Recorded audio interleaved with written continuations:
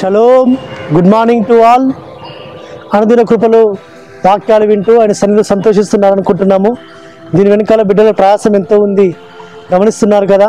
యవనస్తులు ఎంతో ప్రయాసపడుతూ దీన్ని ఎడిటింగ్ చేస్తూ, దీన్ని రికార్డింగ్ చేస్తూ వారు ఎంతో దీన్ని అప్లోడ్ చేస్తున్నారు. వాళ్ళ ప్రయాసకు తగ్గ ప్రతిఫలము పరమతండ్రి వారికి అనుగ్రహించినట్లు వారినైతే ప్రార్థన చేద్దాం. మనవంతు సహకారం కూడా మనం అందిస్తాం. అనేకులకు మనం తెలియపరుద్దాం, షేర్ చేద్దాం. ఈ యొక్క వీడియోను అనేకులకు ఫార్వర్డ్ చేద్దాం, మన స్టేటస్లో కూడా పెట్టుకుందాం.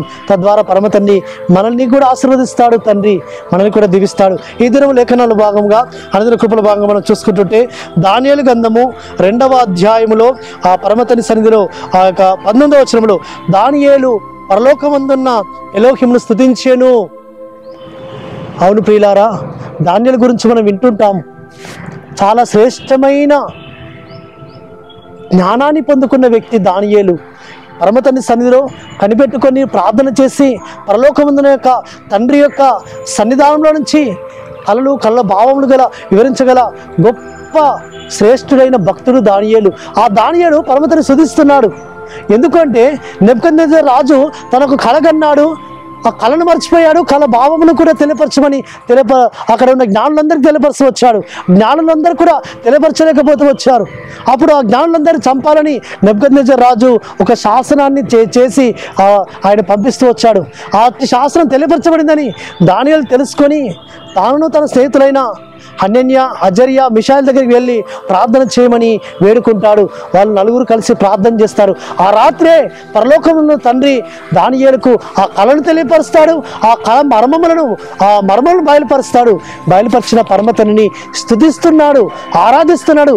అయ్యా, నువ్వు మహా జ్ఞానవంతుడువు, కళ్ళ భావను వివరించగలగా శక్తి గలవాడు నీవే తండ్రి, నేను నిమిత్త మాత్రుడని తను తాను తగ్గించుకుంటూ పరమతండ్రిని ఆరాధిస్తున్నాడు, పరమతండ్రిని గణపరుస్తున్నాడు. ఆ లేఖనాల్లో మనం చూసుకుంటుంటే అవును తండ్రి, రాజులను నువ్వు నియమించువాడవు నీవే, త్రోసివేయవాడవు నీవే, వివేకం అనుగ్రహించువాడవు నీవే, జ్ఞానం ఇచ్చువాడవు నీవే అని ఆయన పరమతండ్రిని ఆరాధిస్తూ గణపరుస్తూ ఆయన ఏమంటున్నాడంటే, ఈ యొక్క కళ భావమును నాకు వివరించినందుకు స్తోత్రము తండ్రి.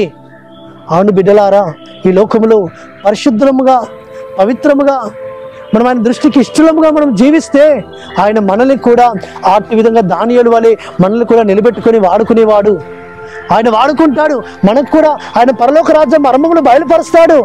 మన నోట ఆయన మాటలు ఉంచుతాడు. ఆయన వాక్యం మన నోట ఉంచుతాడు. అనేకులకు ప్రకటింపజేసినట్ల విధానంలో ఆయన పాత్ర మనల్ని వాడుకుంటాడు. ఆయన దృష్టిలో మనము దీనులమై, ఆయనకిష్టులమై, ఆయనకు ప్రియులముగై మనం ఆయన సన్నిధిలో జీవిస్తూ వస్తున్నప్పుడు మనల్ని గొప్పగా ఆయన వాడుకుంటాడు సుమా. అట్టి విధంగా మనము కూడా పరమతని స్తుతిద్దాం, ఘనపరుద్దాం, మహిమపరుద్దాం. అట్టి కృప పరమతని మనల్ని సంపూర్ణంగా అనుగ్రహించి మనల్ని బలపరచును గాక. ప్రార్థన చేసుకుందాం. పరలోకమందున మా తండ్రి సర్వోన్నతుడా, దానియేలుకు ఏ విధంగా కళ భావను మీరు తెలియపరుస్తూ వచ్చినారు, తద్వారా దానియేలు ఏ విధంగా మీరు స్తుతిస్తూ వచ్చినాడు, మమ్మలను కూడా ఈ లోకంలో అట్టి పాత్రలుగా మమ్మల్ని కూడా నిలబెట్టి వాడుకోమని ప్రార్థిస్తూ యెహోవా నామమున స్తుతించి ప్రార్థించి వేడుకుంటున్నాము తండ్రి. ఆమేన్. సర్వోన్నతుడు, సర్వాధికారి అయిన జీవాధిపతి అయిన యెహోవా కృప, ఆయన జ్ఞానము, ఆయన సకల విధమైన వివేకము ఆయన మనకు అనుగ్రహించి మనల్ని బలపరిచి నడిపించును గాక. ఆమేన్.